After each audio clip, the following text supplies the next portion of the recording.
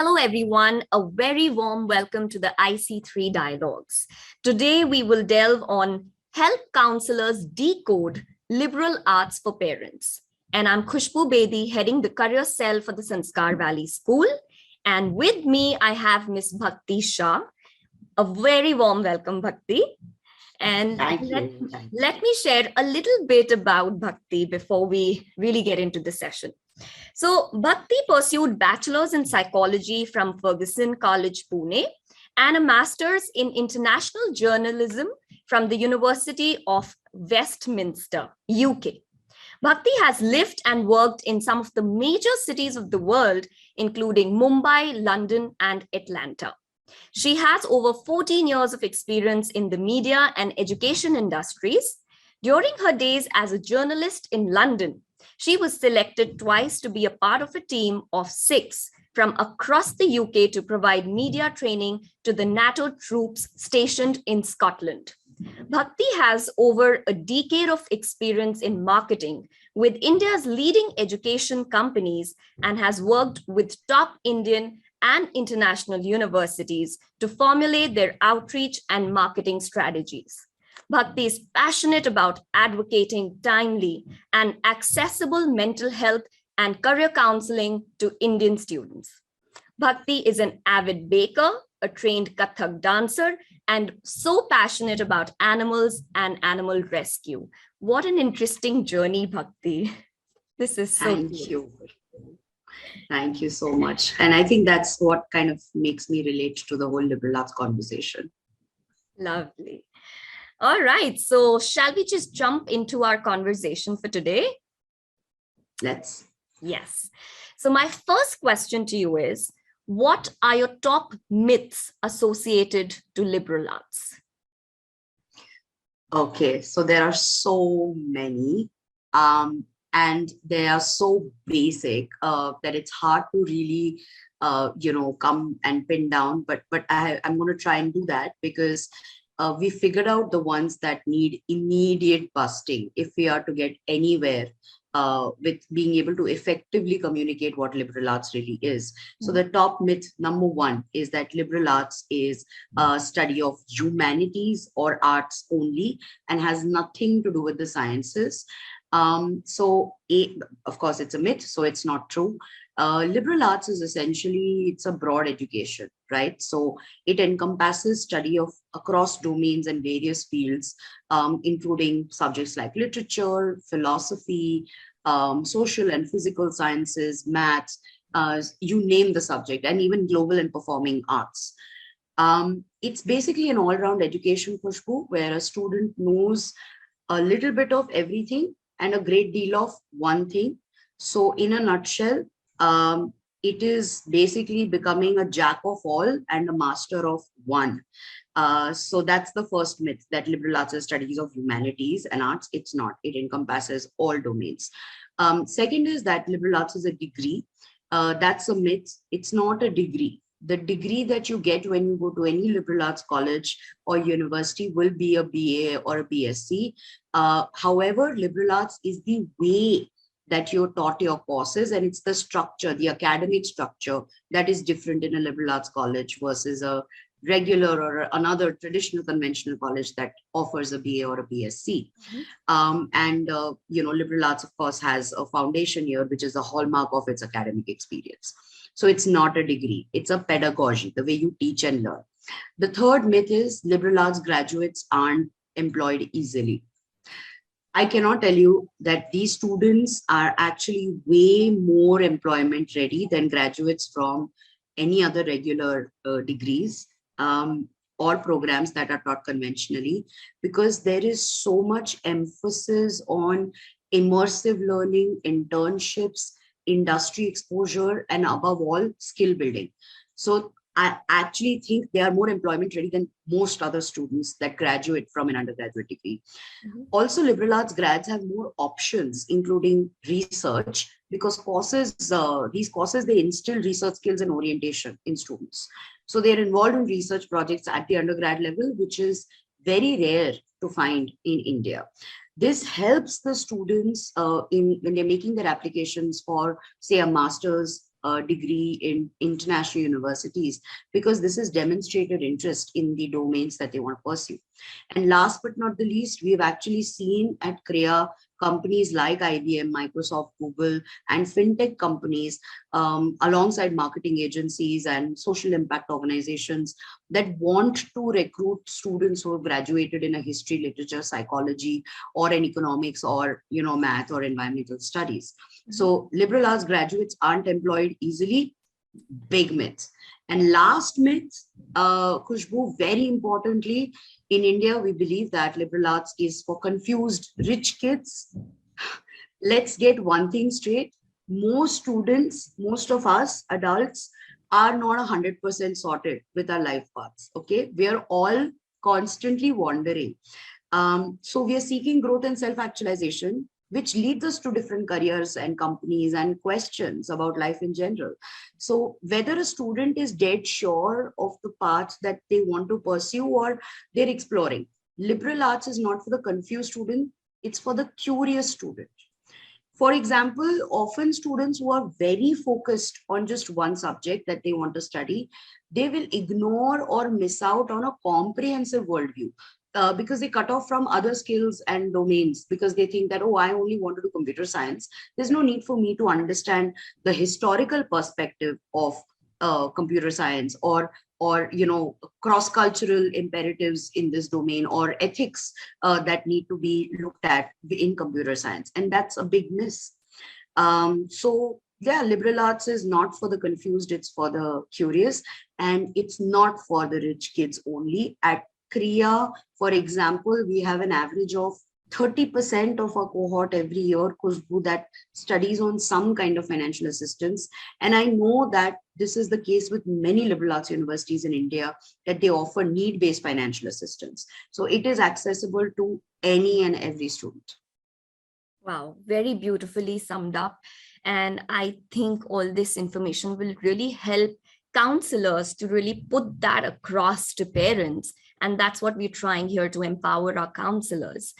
I really like the thought that this is really for the curious kids and not the confused kids, because children themselves, when they come to us, as counselors, they're like, ma'am, I'm confused, so I think I should look at liberal. So I think this is really something that I'll go back with.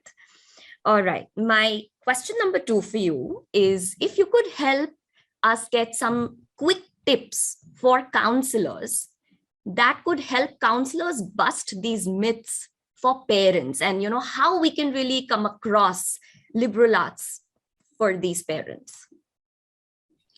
Absolutely, Khushboo. I think often I've seen that, it's taken me 2 years to really be able to reasonably explain liberal arts in a short amount of time to someone, right? And I think that it's a matter of practice, and you have to be really disciplined in how you explain it, because it can go horribly wrong. One wrong word and it can be misconstrued. So my earnest plea to counselors would be that, first and foremost, maybe stick to one authentic definition. So there's uniformity in your communication. And, as universities, we are happy to create that and facilitate that and share like a document that explains liberal education or liberal arts and sciences to parents. And that can be shared with all of you, which you can just keep at hand and circulate, or, give hard copies of. The 2 experiential ways in which I would encourage counselors to explain liberal arts to parents, because the first part is, definition, it's theoretical, but I think liberal arts is so nuanced that it is best understood if experienced. So first and foremost is, there are a lot of master classes and a lot of summer programs that are offered by universities that offer liberal arts programs in India and internationally. And I really encourage counselors to just disseminate that information to students and parents, so they can actually sit in and see, how is maths, a subject that kids are deathly scared of, many kids are deathly scared of in school, how is maths taught in liberal arts colleges? Because we've seen so many students change their minds about subjects like math and history and economics that are highly misunderstood at school. Right. So experience master classes. Second is summer programs, because then you're actually on campus now. The world has opened up, thankfully. Experience summer programs that will allow you to have that very in-person vibe of what it's like to be a part of a liberal arts program.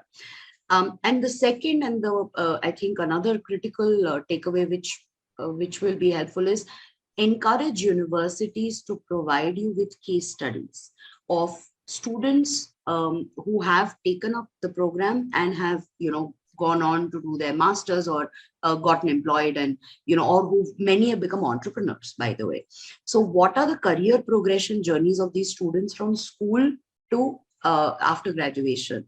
I think those case studies will really help make parents understand that even if you are a science stream student in grade 11 and 12, you could still end up doing environmental studies and economics and end up working for the sustainability sector after you graduate, and you will still be very successful. Absolutely. And what I also do is just pick up our alumni, and have them share their stories. I think a real-time person sharing his personal story really inspires other students and also gives a lot of confidence to them that, okay, I know this bhaiya and this didi, and they have really done this. They've already walked the path. So I think I'm safe traveling this. Absolutely. Alumni and, bringing them to school to talk to your students, and also any other student from a university who's undergoing that journey I think it's always a good idea to do that. Absolutely.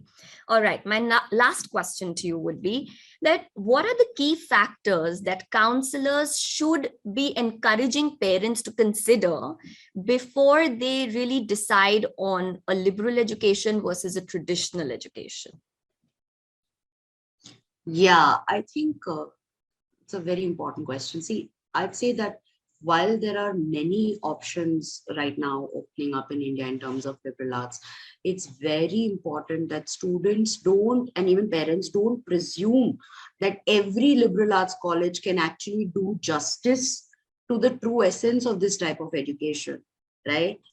We all know the classic case of so many international schools in India, but the pedagogy is delivered in a very different manner. It's the same case with university education also. So the first thing that you need to check is the faculty. If the faculty does not have a multidisciplinary qualification and experience and is not heavily involved in research, or are not practitioners, I mean, there are a lot of faculty who are also actually still working in the industry. So you must look at the qualification and the multidisciplinary inclination of faculty to be able to deliver what is being promised to you on a brochure. It takes a very different kind of orientation to embrace this, interwoven learning approach inside and outside the classroom. So this is number one. I think check out faculty, and all good liberal arts colleges will have their faculty profiles on the website. So this you must check out. Second is see the support structures. See, in liberal arts, colleges, one challenge is the problem of too many. You have a lot of options, and if you don't have the right support structure in the college, a student can maybe really get lost, right? So an academic, career and student wellness support structure is very, very important. So for example, at Krea, we have a student buddy that is assigned to the student the minute they get an admission. And post that, there's an academic mentor that is assigned to every student that stays with them for the next 3 years. And then there is the entire student wellness support, which is including mental health, counseling, etc. And last but not the least, the career services office, which handholds students from day one to ensure that their aptitude, interest, personality, inclinations, changing interests, opportunities that are opening up in the industry, which students will never be aware of unless a professional is actually ensuring that they are the link between industry and the student, right? And that's the role of career services. So this entire structure is important, including the auditing period. So Khushboo, for example, students are also allowed to experience at Krea for a span of 2 weeks, they're allowed to experience different classes every trimester to decide what classes they want to take up. Because how do you decide what you want to do unless you experience it, right? So this support structure is very, very important. And the third point is one of the most important factors, I would say, is cultural and academic fitment. So liberal arts it's a very demanding path, okay? And it requires extreme academic rigor. So, students need to understand that when they're signing up for liberal arts, they're not signing up for an easy life. And that's a big myth. That's a myth. So I would say that liberal arts colleges that are really true to their essence stand for free thought and speech, and also students' ability to see a situation from different and multiple perspectives without judgment and bias. Right. So it's important to be able to, collaborate and communicate with those who have a different perspective in life or who don't have the same socioeconomic background as you or values as you. So this is cultural fitness. And it's very important for more than students, for parents to understand that you are not sending your child to a boarding school, because most liberal arts colleges are residential. It's not a boarding school, it's a college. Right. So that, I think, would be the last and most important factor. Right. So just to wrap up, I think it's very important that we understand that students can get overwhelmed at a liberal arts institution.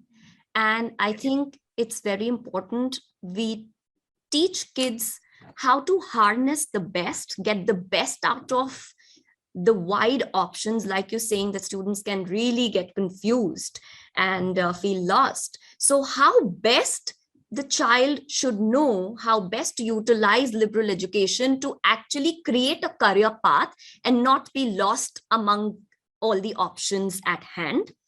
And I also feel, as a career counselor, that a liberal arts student really gets that time and opportunity to explore and really find their ikigai and really find their true calling in a very wholesome way. Because, like you were mentioning the very beginning of our conversation, that students have already decided, they've pre-decided that I want to do this, but they don't really get an opportunity to explore 10 other things. And without experiencing something, they've already taken a decision. So I think these two things really stand for me, for liberal arts and for students. Any closing, signing off thoughts from you, Bhakti? Absolutely, Khushboo. First of all, it's been a pleasure. I think I am a big fan of short and succinct conversations. I think this is a great format. So kudos to you for taking this initiative.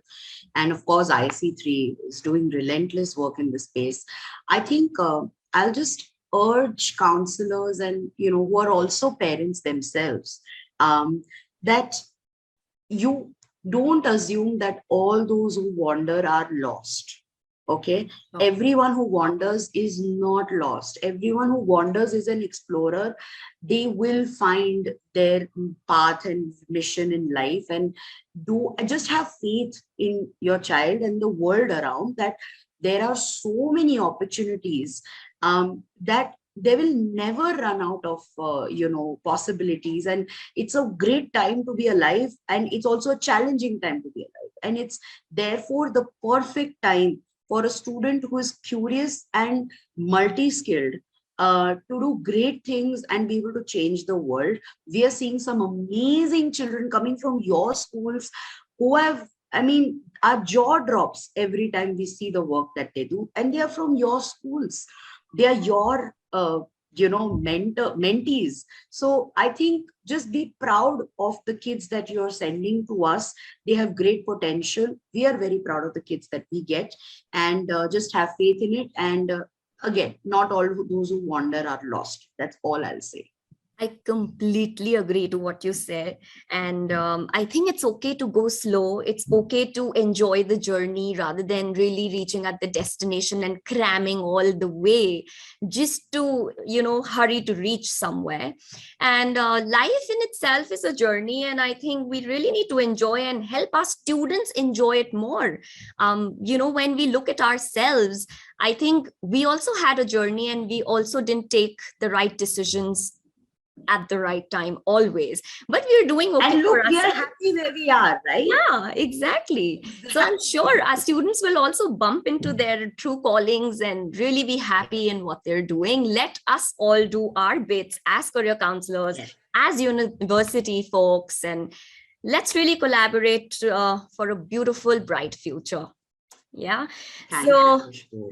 it was really superb to have you, Bhakti, and with your Binaka smile and, Okay. really, thank you so much. My pleasure, Khushboo. Thanks a lot. All right, signing off for now. Keep watching the space for more. Thank you.